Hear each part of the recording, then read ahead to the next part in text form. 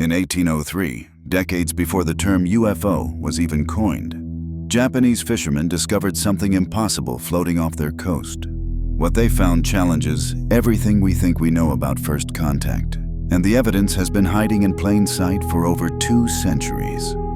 You're watching The Black Vault, where we dive deep into history's most unexplained mysteries. I'm your host, and today we're investigating one of the earliest documented UFO encounters in human history. But was this really an extraterrestrial encounter, or something else entirely? By the end of this video, you'll have all the evidence to decide for yourself.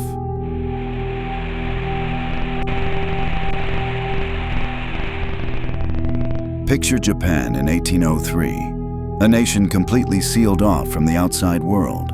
For 2 centuries, the country had enforced the Sakoku policy, an extreme form of isolationism that made contact with foreigners not just unusual, but potentially deadly. Any Japanese citizen who left and tried to return could face execution. Any village caught harboring a foreigner could be wiped off the map as a warning to others. In this context, what happened off the coast of Hitachi province wasn't just mysterious. It was terrifying for everyone involved. It was a misty morning in February, possibly March of 1803, when local fishermen spotted something drifting among the waves. At first glance, it didn't resemble any boat they'd ever seen. It looked more like an intricately carved ceremonial object, something that had no business being in the ocean. Intrigued and concerned, they hauled it to shore, and that's when one of Japan's oldest unsolved mysteries began to unfold. The vessel was unlike anything in their experience. Roughly 11 feet tall and 18 feet wide, far smaller than the merchant ships or warships of that era. Its base was made of dark metal, possibly iron or steel, while the upper portion was crafted from lacquered rosewood. The walls were lined with transparent glass panels joined together in a circular formation, sealed with pine tree resin. It had the appearance of a meticulously crafted artifact, something built with clear technical precision that the local villagers had never encountered before. But the real shock came when a hatch suddenly opened with a clatter.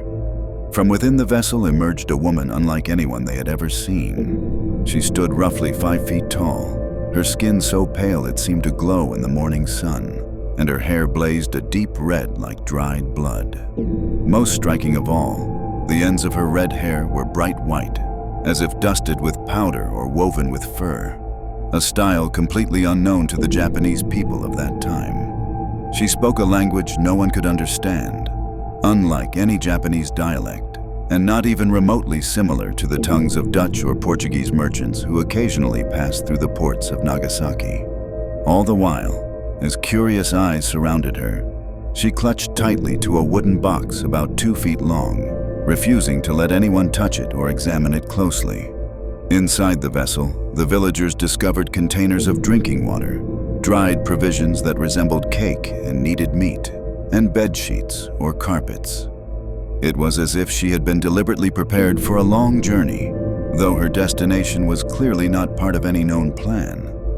Most mysteriously, strange symbols decorated the inner walls of the craft, characters in a language that no one could recognize or decipher. The villagers faced an impossible dilemma. They had never seen a human being quite like her before, and in a country where everything was governed down to the smallest detail, the sudden appearance of a foreign woman aboard such a bizarre craft placed the entire village on a delicate line between wonder and fear. Keeping her could lead to consequences they couldn't predict, potentially the destruction of their entire community. From within the crowd stepped an elderly villager who claimed to have heard a similar story long ago. According to this elder, the woman might be a foreign princess who had dared to defy an arranged marriage in the name of true love. Her lover had been executed, and she had been sentenced to exile. The wooden box she clutched so desperately, he speculated, might contain the final remnant of that love, her beloved's severed head. At those words, a chill settled over the assembled villagers. Faced with this impossible situation and fearing government repercussions, the village elders made a fateful decision. If this woman had truly been fated to drift between the waves, then returning her to the sea would be an act of mercy. The boat, which they called Utsuro Bune, or the hollow ship, was gently pushed back into the open water. The woman remained exactly as she had been, seated in silence, arms wrapped around her mysterious box, as the current slowly carried her away, as if she had never existed at all. Stories like this usually drift quietly into obscurity, much like the vessel itself. But what makes the legend of the mysterious woman and the Utsuro Bune truly remarkable is that it didn't vanish into folklore. It was carefully and consistently documented across multiple historical records of Edo period Japan. The tale appears in several distinct manuscripts written between 1815 and 1844, including works by the famous novelist Kyokutei Bakin and other period authors.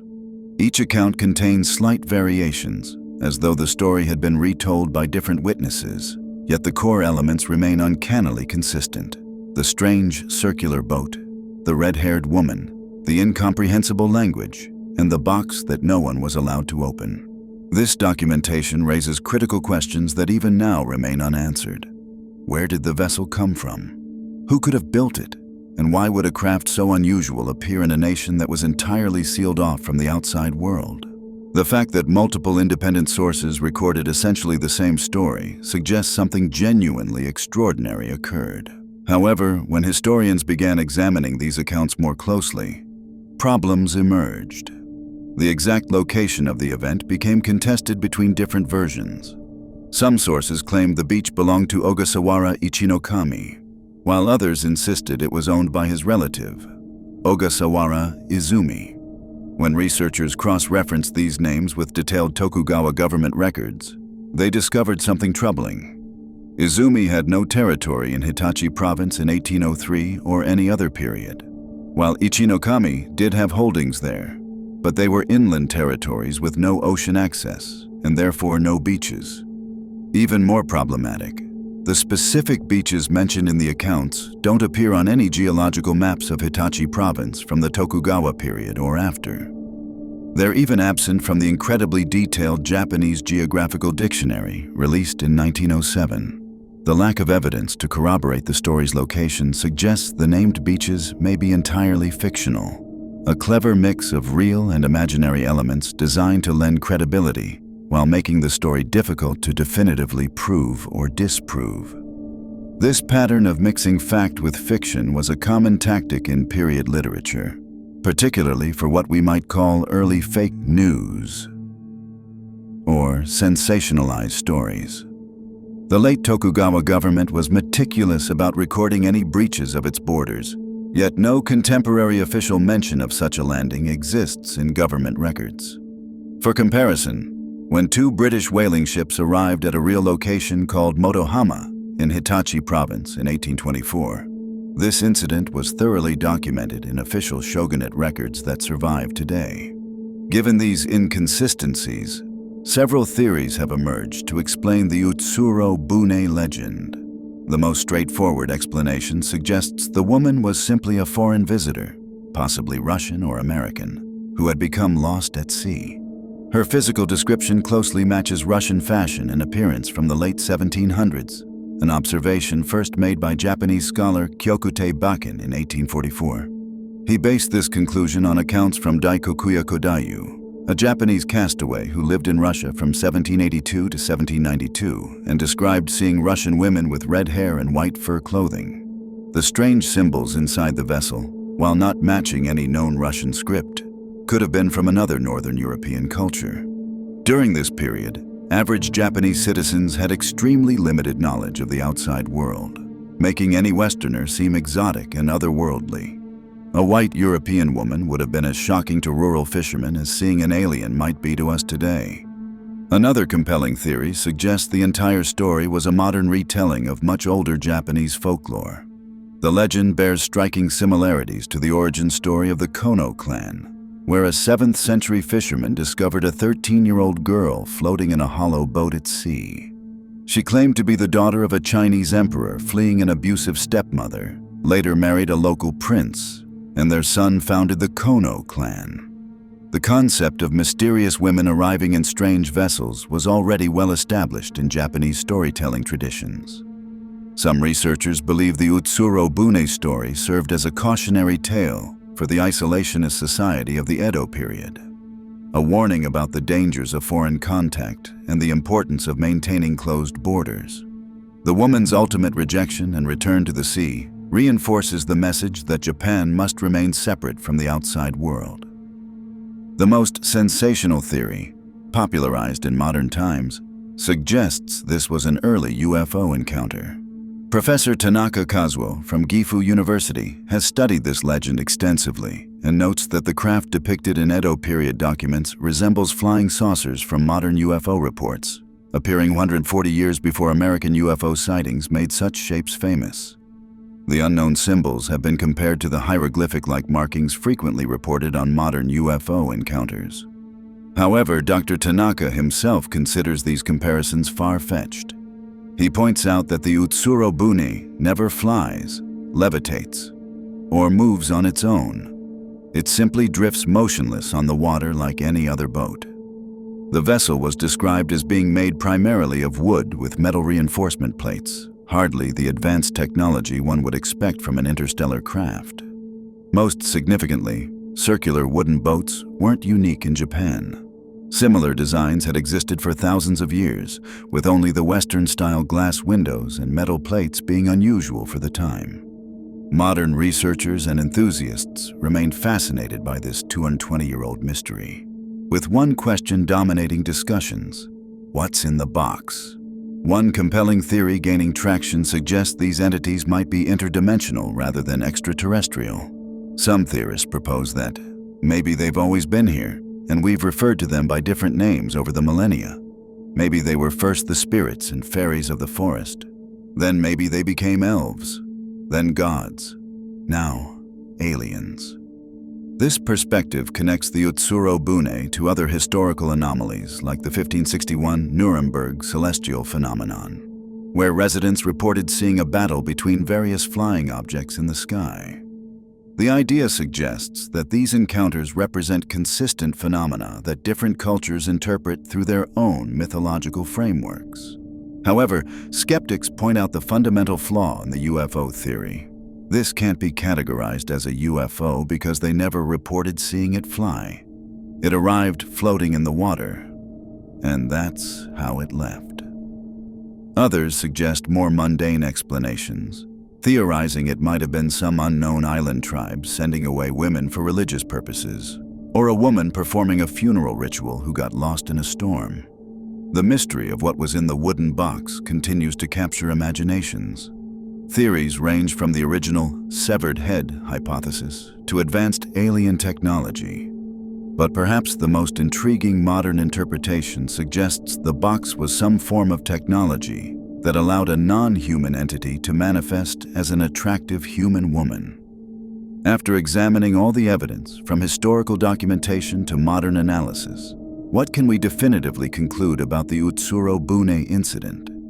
The academic consensus, led by Dr. Tanaka's research, suggests this was likely a literary mixture of folklore and imaginations. A fictional story that combined real elements with fantasy to create compelling entertainment for Edo period audiences. The geographical inconsistencies, the mixing of real and fictional characters, and the absence of contemporary government records all point toward fabrication.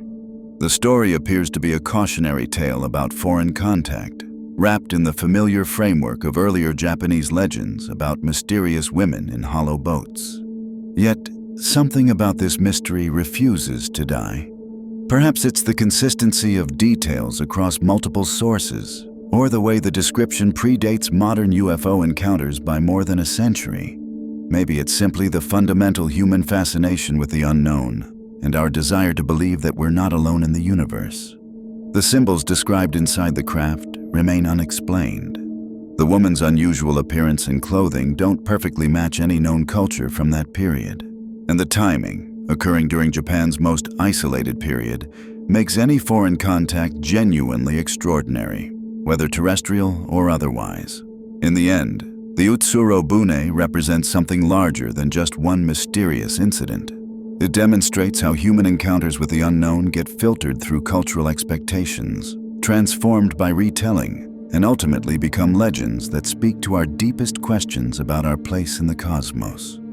Whether you believe this was an exiled Russian princess, a fictional cautionary tale, or something more extraordinary, the Utsuro Bune incident reminds us that mystery and wonder have always been part of the human experience. Sometimes the most important question isn't what really happened, but why we need these stories to help us make sense of a universe that remains fundamentally mysterious. What do you think happened off the coast of Japan in 1803? Was it a lost traveler, a work of fiction, or something that challenges our understanding of history? Leave your theories in the comments below. I read every single one and love hearing your perspectives on these enduring mysteries. If you enjoyed diving deep into this historical enigma, make sure to subscribe to the Black Vault and hit that notification bell so you never miss our investigations into the unexplained. Until next time, keep questioning everything.